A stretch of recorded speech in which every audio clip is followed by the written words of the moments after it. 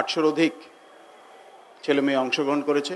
আমার বিশ্বাস আমাদের যে আন্তরিকতা আছে সাঁতারের প্রতি এবং তোমাদের সবার যে সাঁতারের প্রতি ভালোবাসা আছে, আমরা সবাই মিলে সাঁতারকে বাংলাদেশে একটি অনন্য উচ্চতায় নিয়ে যেতে পারবো এবং শুধুমাত্র দেশের ভিতরেই নয়, আন্তর্জাতিকভাবেও আমরা সাঁতারে দেশের জন্য গৌরব বয়ে আনতে পারবো ইনশাল্লাহ।